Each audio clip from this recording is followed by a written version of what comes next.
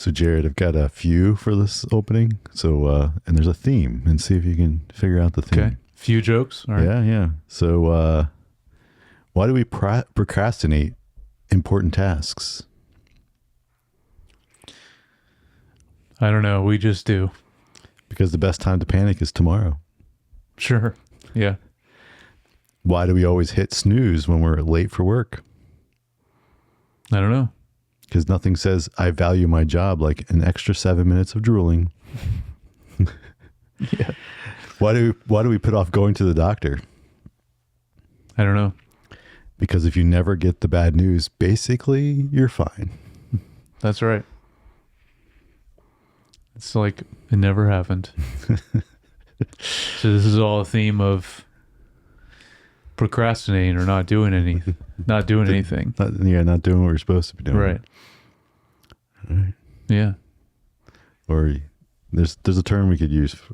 Oh, I was wondering, how is this in relation to Annihilation? The film. The film. You'll see. Okay. All right. Stay tuned.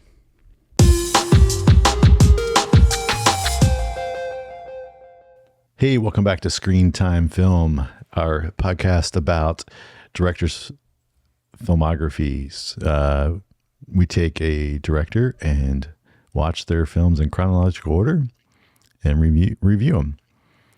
And currently just kicked off Alex Garland last week on the pod, and so we're on his sophomore film here. Yeah. So, Jared, I think you're confusing suicide with self-destruction. Almost none of us commit suicide, and almost all of us self-destruct. That's true. Wise words. So, my name is Josh, for those that are new around here, and this is my co-host, Jared. Josh, God doesn't make mistakes. That's the whole key of being a God.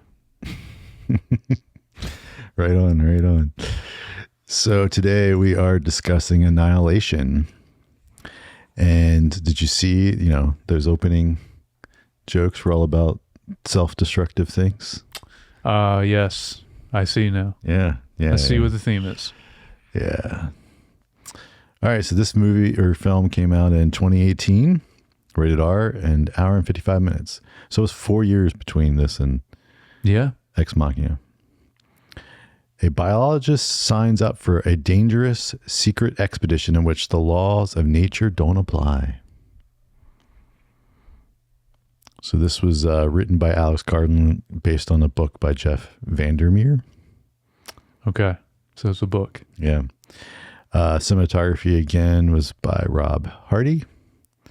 And then we also again have the composer duo, Jeff Barrow and Ben Salisbury. Yep. And there's a lot of stuff in this. Oh yeah. So yeah, like you said, I don't know how they split that up and figure out who's doing what, but I don't know. I'm always curious with that when there's a duo credited for composers. So what do you think production costs? I have an idea, but it just reminded me, you talked about this is based on a book. I just found out that Alex Garland, that's where he started. He was writing books. So he wrote, I don't know if this is his most famous one, but he wrote The Beach, and then that became a movie. Yeah. Which I haven't seen in a long time, but DiCaprio. Yeah. So that's where he started, and then he wrote a lot of screenplays, like the original 28 Days Later. That was him. So he collabs with Danny Boyle a lot, which we also have him on our list for directors, which he just did 28 years later. Yeah. So maybe that's why there's a bigger gap also, because maybe he's in there. He's spent some time writing other screenplays and stuff for people. And I think so, but his output still is pretty frequent after this. Now we'll have a gap with films because his next thing is Devs, the miniseries after this film. But then I think our next one is 2022. And then he has we're going to be covering a couple more. So but production costs. Yeah. It definitely has to be more than the previous film, just for the CG alone. And we have a bigger cast. Previous film had some decent amount of CG. That's true. Yeah, but that was all in just mainly a house. This is a little more. Yeah, it has a more elaborate, Scale. little elaborate set pieces. Yeah. And things, yeah. A little bigger scope to it. I'm going to go with, because I don't remember what last week's was, but I'm going to go with 50 million. It was 40 million. Okay. Last week's was 15, just for reference. Gotcha. Okay. All right, so this was not nominated for any Academy Awards. Okay. I can't remember. Was Ex Machina? Yeah, it won for visual effects. Yeah. That's and right. it had a couple other nominations. That's right. Best adapted screenplay or something, or whatever. Mm-hmm. Some of the talent that was recognizable by me. So unless Natalie Portman, Benedict Wong, Sonia Mizuno, which is from the previous film, Oscar Isaac, Jennifer Jason Leigh, Gina Rodriguez, and Tessa Thompson. Yeah. That's pretty much everyone. Yeah, the one I mentioned last week, Sonoya? Was that her name? Yeah, Sonoya Mizuno. I believe she's the only one that's in every single one. Yeah, but she had a very small role in this film. Yeah, she was, barely there. Yeah, that's true. All right, so had you seen this before? Yes. All And right, you had... This was my first watch. So I'll just say... Yeah, go ahead. My just general overall thoughts on this. I liked it all right. Mm-hmm. Did not like the ending. Yeah, that's understandable. I'm curious about how the book ended, and we can talk about it more after getting the spoilers, but just I could see where there maybe be some disconnect on like what's written and then what they did with the visuals. Yeah, that's true. About you, what do you think of this? Yeah, so this is only second time. I watched it when it first came out, just once. It's definitely a slow burn, but I do think it's rewarding. And it has a really awesome atmosphere to the film, I think. And I think overall this is a good film, in my opinion, but it is definitely confusing and complicated at times, especially the ending. That's why I get where you're coming from when you say you didn't like the ending. But we'll get into it because I don't know if it was just like confusing is why you didn't like the ending or for other reasons, but we can get there. Yeah, we'll get there. I still like the ending though, but I do understand where you're coming from with that. All right, well let's get into the thing. So I just have a couple before we kind of get into like I guess more plot things. It's just interesting, like he used title cards again in sections, which he did in the previous film Ex Machina. Yeah. So it was like a similar creative decision. I think he did that in the miniseries too, from what I remember. I think they were in there a little bit too. Okay. I think it was an interesting choice again. Maybe it's because the book is done this way, but don't know. Well, there's like the two flashback things. There's flashing back to her after the fact. Yep. And then there's flashing back. I guess that's flashing forward, whatever. And then there's flashing back to her when before she's there at the event space, where this thing is happening. You mean when she's like at home? Yeah. With Oscar Isaac? Yeah. Yeah. And or at John Hopkins and whatever. Yeah.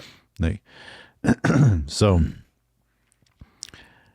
I think the flashback to reveal more and more of her relationship with her husband, I think that stuff worked, but the other flashback stuff doesn't make any sense to me. It's just like The one where it's Long is questioning her. Yeah. It's like Okay. it's like how does that help progress a story better than if you just like let things play out? Like, it doesn't really give you any additional information. Yeah, I agree with you somewhat, but I think it was somewhat necessary to have those. Maybe not as often though, as they jump back to it, but it definitely helps with explaining kind of the origins of what this thing is and what this shimmer is. But I do like how immediately, kind of like the cold open of the film, we start with that. And I think that's like the best. I think that's the best scene that they implemented it, and it, at least for me, it makes you like immediately intrigued, like with what's going on. So I think it was a really good choice to start with that as the cold open, at least. Okay. I mean, it's a way they're doing the exposition. Yeah. Without, because he can question her, and it like explains some of the stuff that's, like you said, happening as the different jumps in a little bit of time. And then they cut back to them and they're like, they're in a different location or whatever inside the shimmer. So I guess I get it, but like a lot of times it felt just like you're just explaining what we just saw, or you're explaining what we got to see. And it's like, we just saw it, and it just felt. Yeah. So I think it's important to have it in the film, but it doesn't ultimately execute on it, because it still, to me, even 2 times watching it, there's still elements of it that are confusing, even with some of those scenes. I do think the world building in this was really good, and Yes. like the stuff in the shimmer, I think is really, really well balanced. The show, like, it's not evil necessarily. There's, just like in our world, there's things that are dangerous, and there's things that are beautiful. There's things that are ugly. There's things that we see that way. They were just mutated and modified, but still. So there's some things that were just like uniquely beautiful, and but then there's like some of the mutated like gator or other things that like are vicious predators that like we have in our world, and they're dangerous to us there as well. There's these things are, even kind of scary because they're just different and unknown, right? Yeah. They're evolved in a different way. Yeah. Yeah, I agree with you on all that. The world building is done really well. All right, so I want to get into just kind of a little more of the story plot points. Yeah. I have just one quick thing that this is my only like big negative with this film, is just, and I don't know if this is on purpose or not, but a few of our main characters, like not Natalie Portman, but some of the other ones, when they're walking around in the shimmer with their guns, they looked horrible the way they were carrying them. Like, it looked really wrong and not I think it was tactical. intentional. Okay, well, that's what I was wondering, because they all have different backgrounds, like what they specialize in. Right. So I didn't know if any of them had training. I mean, beforehand. and she, like, they assumed didn't either. They all Right. didn't have training. Right. Well, the assumption is, and then you later find out when they have to, the first thing they have to shoot. Yeah. And then they're like, whoa. And she's like, well, I was in the Army before I became a biologist. Okay. Well, then that makes more sense, because I don't know. It was just weird. And that's why I was wondering if it was intentional. But I guess so, if they didn't. Yeah. If they have I think no it was experience. try to make the other ones look like they don't really know what to do with the gun. Yeah. Okay. I think. All right. Well, no, never mind then. There you go. No blemishes. Perfect film. I wouldn't go that far. Not perfect.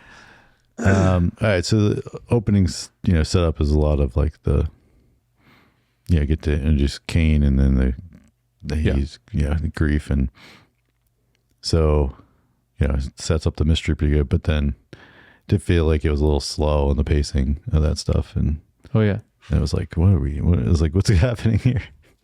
It's a very slow burn through a lot of it, I think. And it also feel like it set my expectations a little. Like I was like, what is this about? Like, like you're thinking like, is it, Oh, so was that part of it? Like because of your expectations, then the ending did kind of let you down? No. No? Okay. No. All right. And then the next main plot point is, of course, when then they enter the Shimmer. Yeah. And you get this band of women that are going to go in and basically try to figure out what's going on. But now it's kind of, to me, it's not silly in the general sense, because once you kind of get in there and you find out what it is. Mm-hmm. But it's also like, why do they think they are so special that they could do something that I'm sure all these military people they sent in did? Right.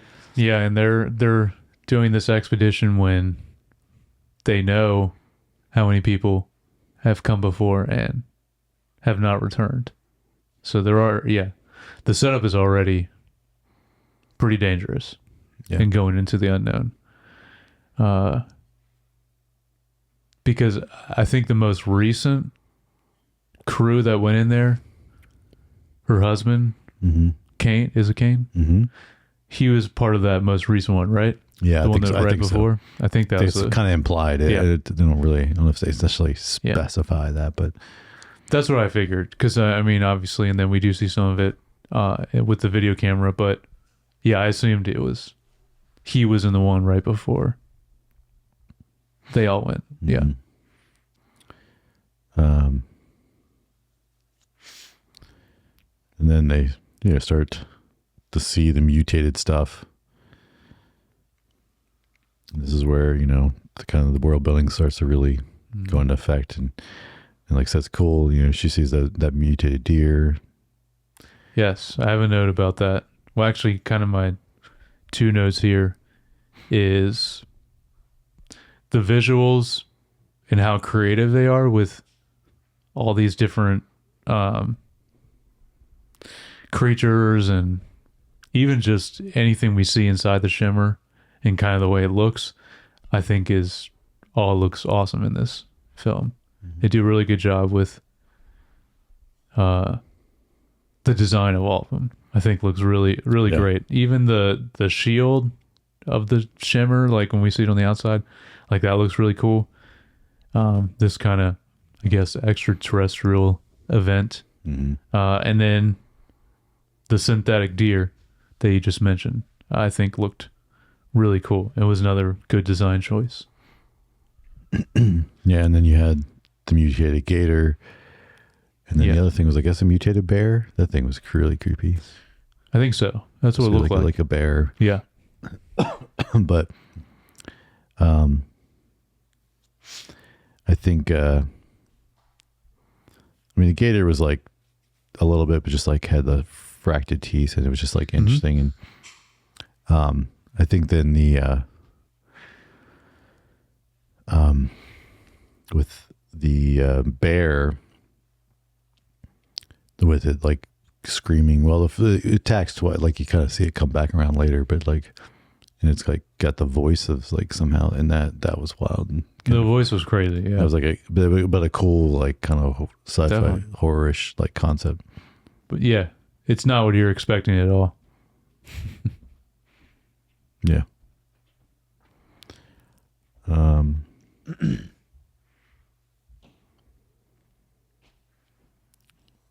This man.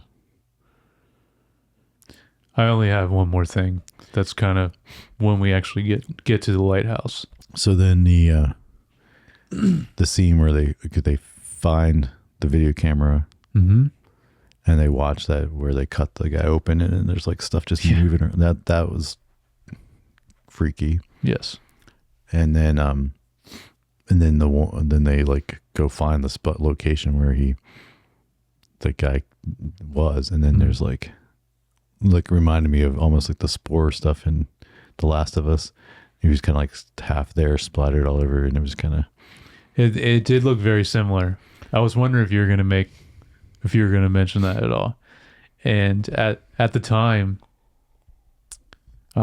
this would have been before the show, but then the video game was probably before even the second video game, but the original, would be the only thing at this time. And we already know that Alex Garland is a big video game guy also, so maybe he took some inspiration from that, or somebody did on the team. It definitely looks too similar for it to not be somewhat of an inspiration or taking some elements from it. And then we start to, besides the one person that gets attacked by the bear, then the other lady goes crazy and ties everybody else up. Mm-hmm. And then the bear comes and gets her. And then, so then there's just the three of them left. It was brutal the way the one goes out, where she goes out. It's like half of her jaw is or half of her face is kind of what the bear takes off. Yeah. And then, but then our last lady, well, not last lady, but like before we kind of get to the tower, the lighthouse, she just kind of decides to become part of the environment or something, like she's kind of like talking about why it's like, well, you're trying to fight it. She's trying to I just, want to, and then she walks around around the tree or around a bush, and then and then Natalie Portman's character kind of follows her, and is like, where? And then she's just gone. Yeah. That part is strange. I guess she just accepts it. I don't know. Became some of the plant life. I don't know. Yeah. Because they'd have those really weird shapes of people made out of plant, vines and stuff. Yeah. So maybe she became one. I don't know. Yeah. And then we kind of get to the lighthouse. Now the other character, Ventress, got there before Natalie Portman's character. So then when she shows up and finds her, she finds the thing and realizes her husband wasn't her husband. Then there's just a copy of him. Yes. This is where her husband's actual body is. Yeah. Yeah. And then of course he got blown up. Mm-hmm. So and then she finds a hole, goes down the hole, and then you find this room of kind of alien stuff. And then that's where she finds Ventress, and then she just kind of turns into gooey floating orb things or whatever. I don't know. Yeah, this is crazy. All these visuals are pretty cool. Yeah, really interesting. Yeah. It all looks cool. Pretty good. And then but then it forms into a human mm-hmm. And then she tries to shoot it, doesn't work. So this is kind of where this is where you started to not. Well, I just from this point on, for a good 10 minutes, there's basically nothing said. Yeah. And this is where in a book, if they're explaining kind of what's happening, the nuance is gonna not be so unclear. And I think what we see is her fight this thing that's kind of mimic her, and then not, and then she somehow destroys it with a flash grenade thing, and then that destroys everything. It starts burning everything, and it's well, that's silly. That doesn't make any sense. Why can I shooting a gun at it didn't do anything, but then this grenade is gonna it just felt like it made no sense why she was able to defeat this thing. There's no explanation, indication, or anything that made sense. And it's why didn't the other dozens and dozens of people before? I'm guarantee you someone tried doing something. Mm-hmm. They got there, and then he literally did the same thing, and it didn't catch. Yeah.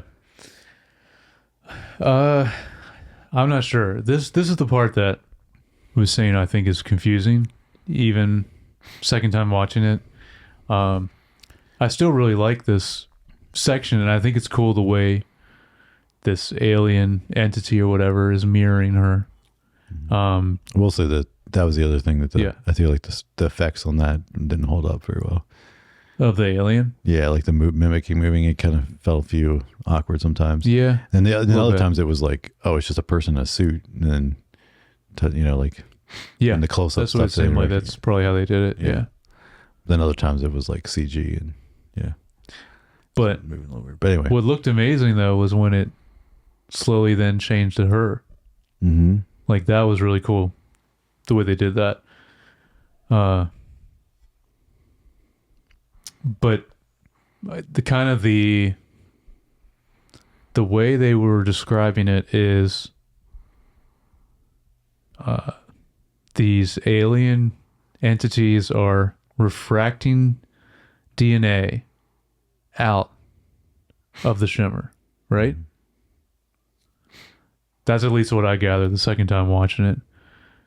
But still, some of this other stuff, like what these beings are, obviously they are cloning them in some way, because that's what happens to her husband, because we see the original body there, or his actual body there, and then the one that she's interacting with is the copy. Later, and he like even admits, he's like, I Yes, don't know. he does. Yeah. Yeah. But I do have some idea, at least, or at least my interpretation that I kind of thought about when I watching it this time, because I was more confused of this whole ending section when I first watched it. But I have somewhat of an idea of what I think is going on in there. Okay, well, so yeah, so there's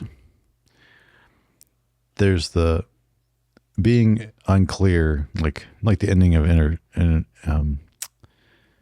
Inception, Yeah. like where it's like, okay, and the top, The top, yeah. thing. Like it's like it's okay to leave the ending on it, like you can interpret it yourself. Like I don't have a problem with that. Yeah. I mean, that ending's incredible. Yeah. What I have a problem with is like world logic. That didn't make sense. Up until that point, I think they did a great job, like explaining why things might be weird and changing and doing things. But then for her to just like I said, set that thing off and it like start burn and like kill everything, versus like literally he did the same thing on camera and it didn't do that. True. Makes no sense. Yeah. And that's where it's like when the world logic breaks down, it's, like you need, like you explain it like the Death Star. And you're like, oh, there's a spot. If we shoot the missiles into here, it's like if you come up with a way of like, oh, here's the thing she figured out, and now she can do this and stop the thing. But they didn't do that. No, there's no. It's just this weird, and it's so ambiguous. Like she's like, oh, I'm just gonna leave this with you, and then that suddenly is also why, like, because when she went for the door and do everything, it was mimic her, and all of a sudden then it stops mimicking her because she hands him the grenade.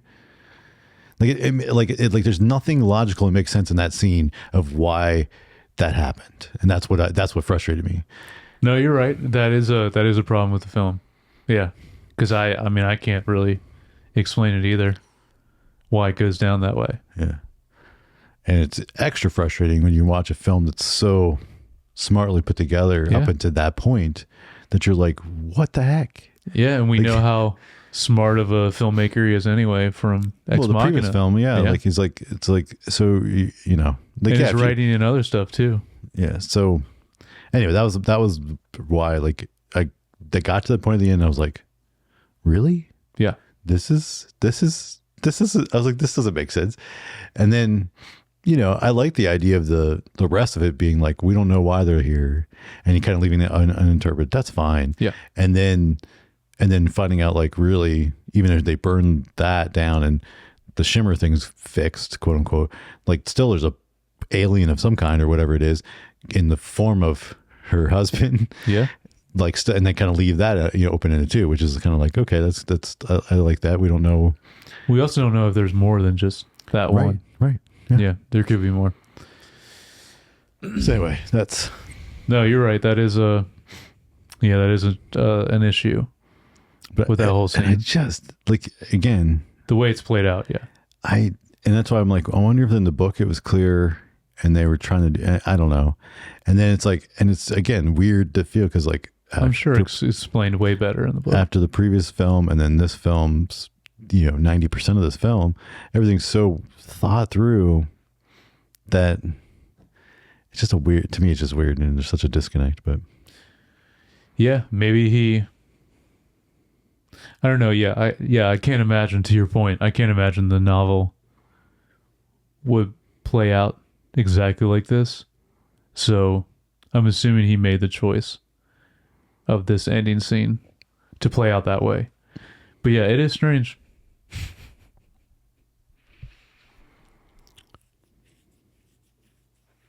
But as far as like, I have an idea that I was thinking about watching it this time, that at least like kind of what the lighthouse represents. Okay. I think it kind of, it serves as like, as a symbol for her in particular, but I would say her husband also, is their internal struggles, but also I guess a symbol for the human condition in general. But their internal struggles, especially her, and their identities. That's why that plays into the whole mirroring aspect too that the entity is doing. And then it culminating to actually mirroring the looks of her, and then I guess the refracting DNA thing, I'm not really sure how that actually forms or how that plays out. But anyway, so I think that is what the lighthouse in some way represents. I guess symbolically, at least, in my opinion. Okay. I can see that. Got anything else before we move on? No, that's it in my notes for this. Yeah. Okay, so let's get into a little bit of talk about the cinematography. Yeah. I mean, in general, I thought it was great in this film. I think there's really some strong composition and visuals overall.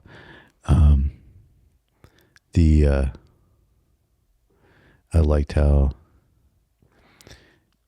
like, for instance, when her husband, what's weird, like, so the start of the film and a lot of the scenes with Natalie Portman before we meet Kane, her face is more dark in general, and like everyone she's talking to interact with is much more like lit, a little bit more natural, and she's just kind of always in the shadow until then when things flip and he shows up, and then she's like all worried about him, then he's like completely, like they're sitting at that dinner table and she's like lit naturally and stuff, and then he's like got this like shadow on him. And so I thought that was interesting. Some stuff that they were doing in the beginning there with that, just kind of like trying to makes you feel like she's up to something. And then later making you feel like he's not, of course, some of that's also the writing, like he's just like not revealing information. Right. So I thought that was an interesting thing they kind of did there in the beginning. And that is cool. Which they continued with that guy. I mean, who's not technically her husband. You find out later, right? Yep. Kind of keep him always kind of more in the shadow when you see him. But, and then, there was a couple times where there's some weird, and it's like, I guess you could quote unquote get away with it because you're in the shimmer. But there was times where I thought it was interesting. They had like the feel of the did not look like magic hour, yet they would have the sun like in the background kind of, and it's like, it was, to me, it looked very obvious, looked like a light, like an actual light, and not like coming in as like a lens, like it wasn't a full lens flare, but just like blooming a little bit in the lens, because it's like, oh, it's the sun setting right out in the horizon and we're walking through the space, but like the colors in the sky did not match that. And then it's like, and it's just something when you see it often enough in my experience, it's like you can tell the difference between a sun poking through and if it's just a bright light that's off in the distance kind of. And there was a couple times where that happened, and I was like, okay. But Yeah, it could be intentional though. like, yeah, because you're In the not, shimmer, because yeah. in the shimmer, it's like, well, things could be weird anyway. I don't know. Yeah. Like, it's not. I mean, everything is slightly altered at least in some way. And then I forgot this. This is not cinematography, but when the freaking bear attacks him, like, I don't understand that. That was another thing. It was like them. It's like they were all up in a tower sleeping, Yeah. and yet then the person keeping watch was down the ground. Is that how it was laid out? Yeah, the best I could tell from watching. Okay. And then because then they go check on her, and she's like down, Right. and she's like down on the ground, and because then they can see the fence, and it's just like, Yeah. something came through the fence, and then like, I don't know, and it was just it something else there that makes sense to me from a. Yeah, I don't know. Anyway, and then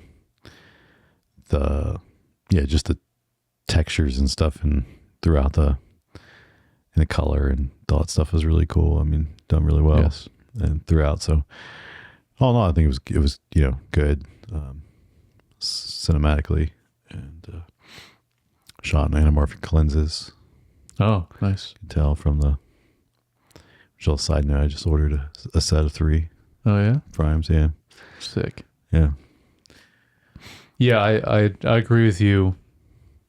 Just the way the film looks in general looks really great. I don't have any specific shots that like stood out to me, but I do just want to reiterate kind of my main thing for cinematography is just how creative they were with the visuals and the CG, with these different creatures and areas. Oh, another one that I thought looked sick was right outside the lighthouse. When she's walking up, there's like these crystal trees. It's kind of what I love. That was sick. Yeah, those are crazy. Yeah. So all of those visuals and like even the actual thing, the entity or whatever it is, this kind of just ball that's in the middle of the room, that changes a lot. Because we even see, actually, this is a really cool way they do this too, is in that scene, and we see the blood go from her right into it, and then you actually see it microscopically actually clone or splice into too. Right. So I thought that was really cool the way they visualized that as well. They had showed this, the same thing earlier when she looked at it. Yes. I was like, yeah, that was cool.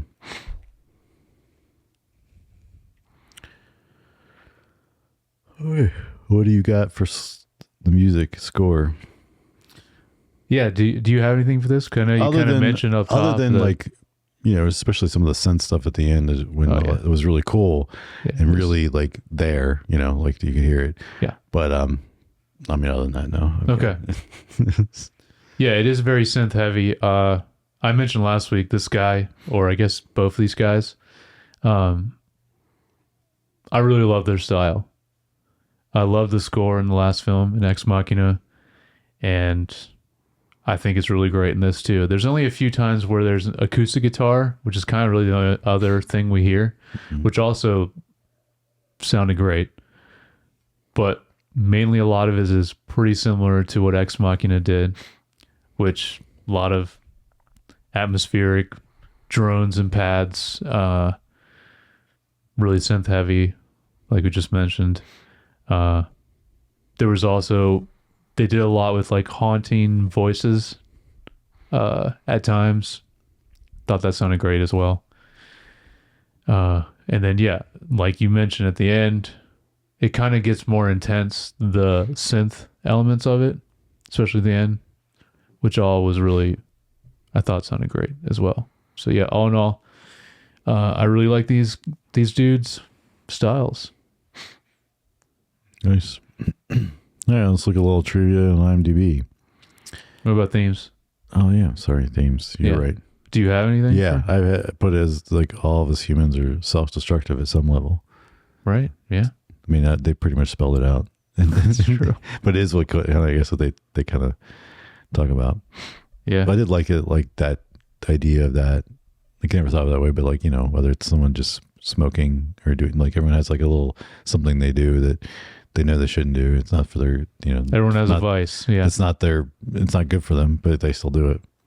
True.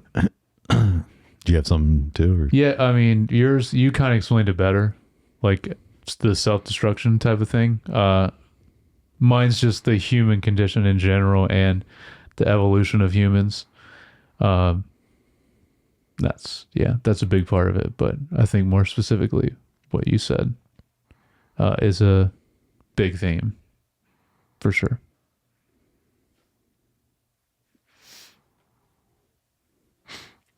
All right, so now let's do some trivia.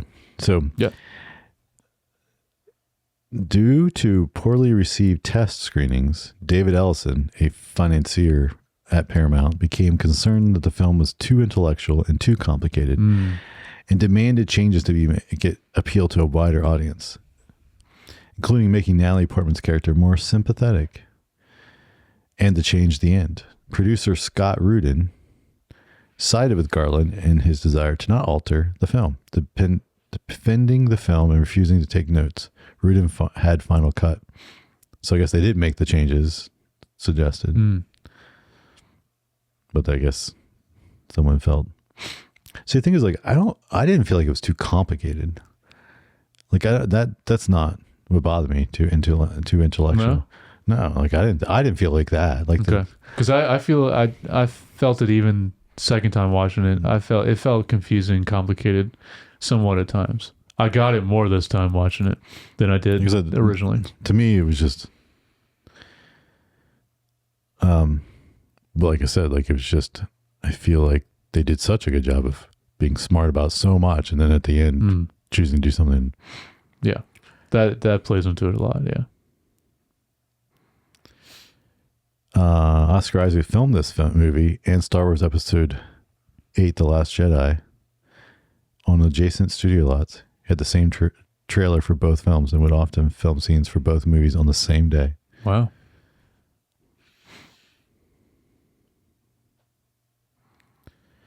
He said director Alex Garland decided to not reread the novel Annihilation. Instead, he decided to adapt it like a dream of the book.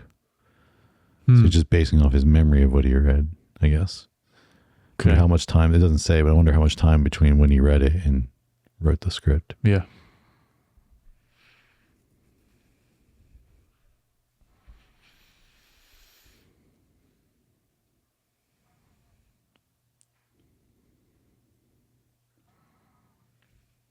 Well, the book is a trilogy, and that's just the first book. Oh, that's interesting. So he didn't want to do the trilogy, I guess, then, because he didn't come back to this. Yeah, well, but also it might have, depending on how well the movie did, and not true, you know. And maybe someone else did adapt. I don't know. These other two. Sorry, just trying to hold that in.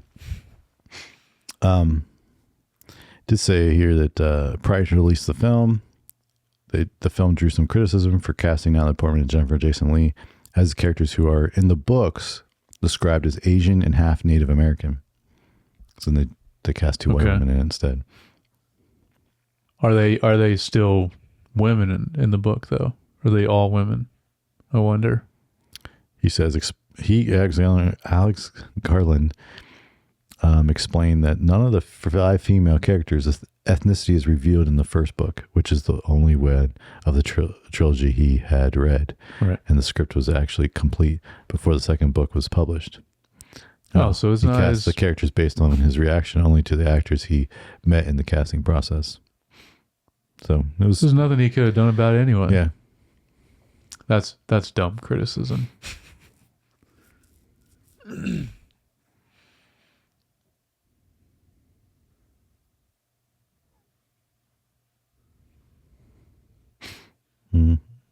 Yeah, seems like this, but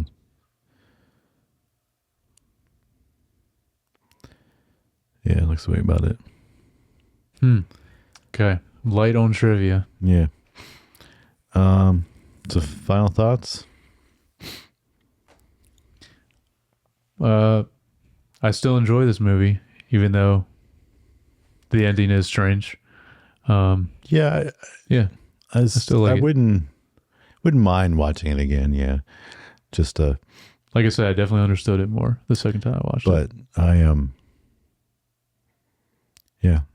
but yeah, it's Ex Machina though is better yes, for sure. 100%. That was like, up there with like just kind of all over good. And also very intellectual and smart film, but wasn't convoluted at all. Yeah. All right, so our next film of his to cover is Men. Yeah. Which I have not seen this one either. This is... Oh, no, I guess I don't know if I've seen any of the rest of these films that we're going to cover. I have not seen this one. And I don't think I ever saw Civil War either.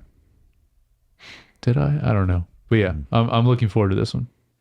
I don't know much about it. I remember seeing the trailer when it came out. That's about it. Cool. Well, how about you guys, the watchers and listeners? Do you have any thoughts on Annihilation? Do you agree or disagree with me on the stuff in the ending there? Let us know. Email us at feedback@screentimepod.com or leave a comment or DM. And we appreciate all you who like and subscribe on Apple Podcasts, Spotify, and YouTube, or follow us on Instagram, TikTok, or Facebook. And if you'd like, you can follow each of us on Instagram. I'm at JYoungBar. And I'm at Jared Youngbar. All right, catch you guys next time.